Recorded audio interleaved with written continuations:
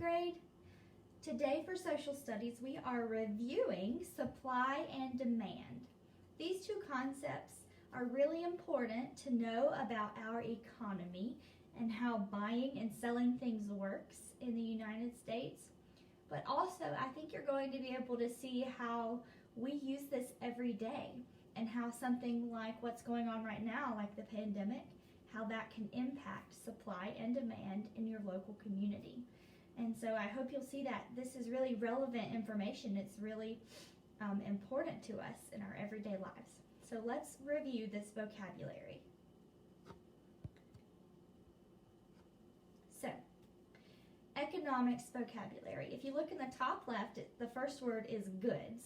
If you'll remember, goods are things that are made or grown. So some examples given are food, clothes, a television service, maybe your families get TV, satellite TV or cable TV, maybe you have Netflix or Hulu. Computer, internet service is a big service. We buy internet all the time. And more food, the carrot down there. And then services is work that someone does for someone else. So, a waiter at a restaurant, that's a service that they provide. If you look down, it says producer. A producer is someone who makes or grows goods or offers services. So anyone who offers the above things, the goods or services, they are a producer. Consumer, that's us. We are the people who buy the goods and services. We are the ones who want those things and we pay money for them. We are consumers. And then the bottom left, supply, the amount of something available to customers. Sometimes it's a lot, sometimes it's not a lot. Depends on how much the consumers want, how much of it they're buying, and it also depends on how much the producers are making. And down at the bottom, it's how much consumers want something. So just like I said, depending on how much people want to buy something, that affects the supply. So some things to think about, especially in relation to everything going on in our world today. You know, things are changing fast. They're brand new. We've never experienced something like this pandemic, and it has really affected our supply and demand of products.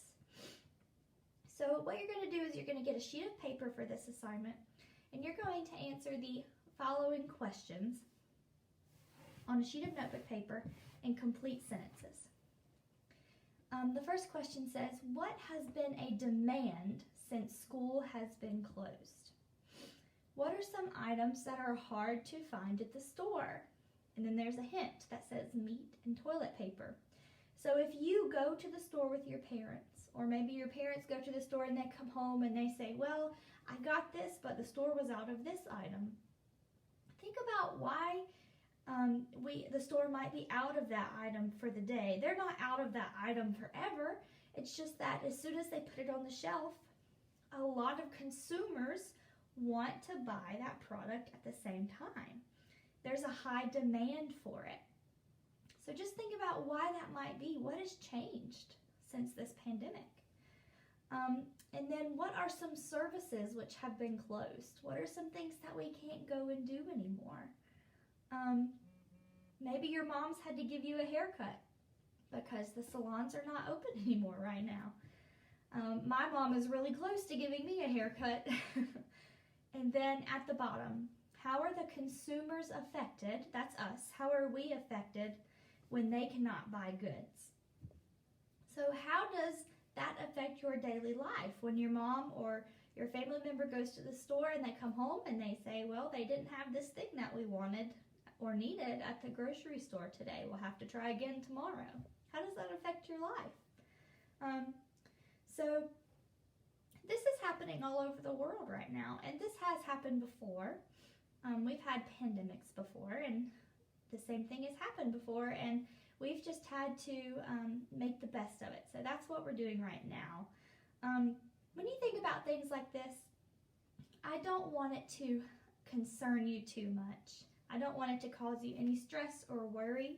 I just want you to see that the things that we learn about in school are very relatable to our everyday life, especially something like supply and demand and economics that we learn about in social studies.